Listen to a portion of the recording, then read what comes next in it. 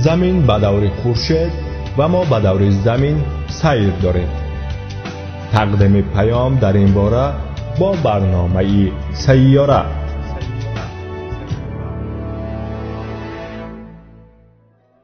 واتیکان این دولت خردکک در اروپا در قسم غربی پایتخت ایتالیا جایگیر است.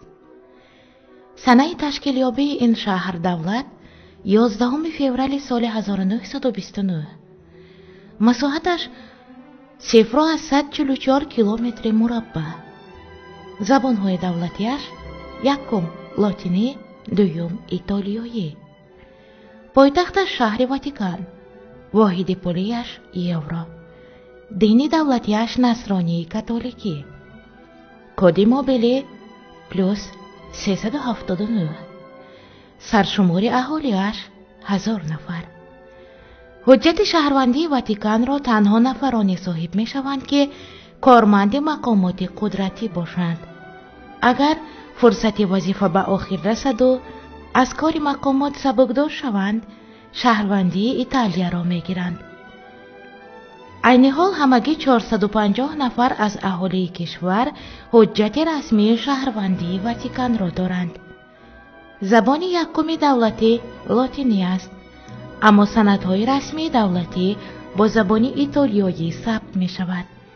زبانهای فرانسوی، آلمانی، پرتغالی و انگلیسی نیز به کار برده می شود.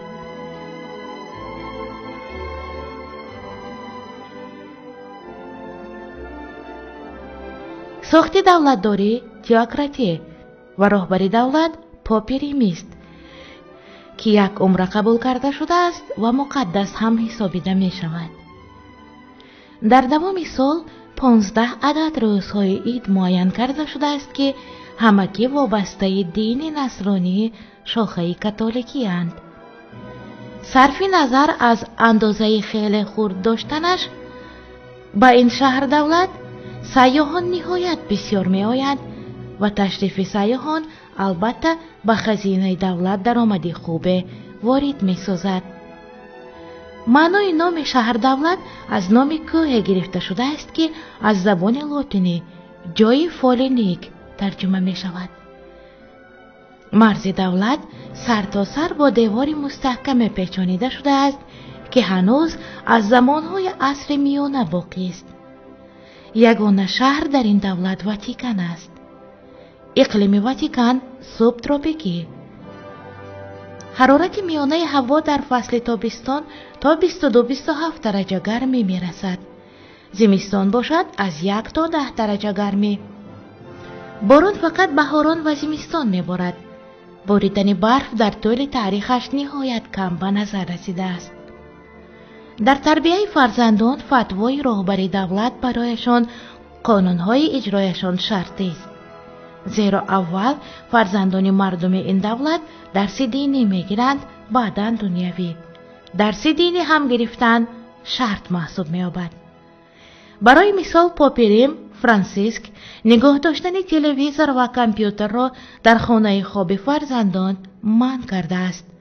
هم به خاطر دور بودن از ضررهای رادیاسیونی و هم به خاطر نگاه داشتن کودکان از هر گونه نوارهای به ترتیب محرمانه. خود پاپ فرانسیسک بار اول سال 1990 به تلویزور نگاه کرده بود. وابستگی حیات کودک را با اینترنت، تلفن و پلانشت ها خطرناک هم می‌داند رهبری دولتی واتیکان و این حالت به بیماری روانی آوردنش را نیز در برآمدهایش قید می‌کند. اقتصاد این کشور اساساً از حساب تشریف سیاحان و درآمد کلیسای کاتولیکی پیش می‌رود. اینچنین کلیساهای کاتولیکی دیگر ممالک مترقی دنیا کمک همیشگی خوب می‌رسانند. مردم واتیکان حتی آرزو دارند که شهروند همین دولت باقی بمانند. اینچنین نتیجه یک رای‌پرسی در ایتالیا نشان داد که 76% اهالی آن دولت هم شهروندی واتیکان را می‌خواهند. زیرا سطح زندگی مردم واتیکان خیلی بهتر است. دولت خردکک هم باشد، واتیکان در دیگر دولت‌ها نیز مالکیت پردرآمد خود را دارد. مثلا از یک خود اموال غیر منقول 50,000 انشاءات دارد که درآمد سالانه آن تا به 4 میلیارد یورو می رسد.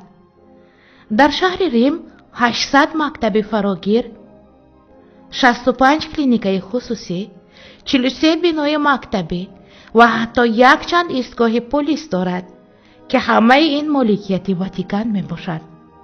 اینچنین تقریباً 200,000 حجره مهمانخانه ها در کشور جای گیرند که نه تنها برای خواجگان زیارت کننده کلیسای مرکزی بلکه برای سیاحان هم هست و درآمد هم می آورد.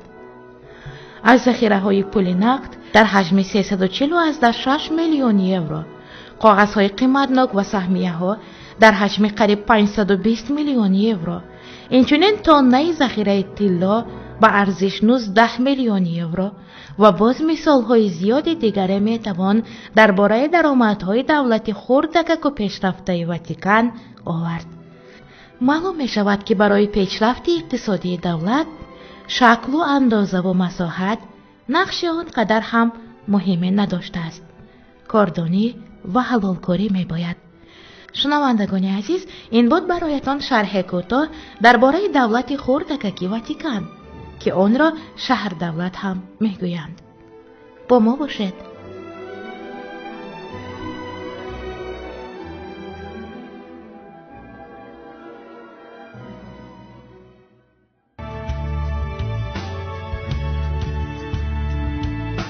زمین به دور خورشید و ما به دور زمین سیر داریم.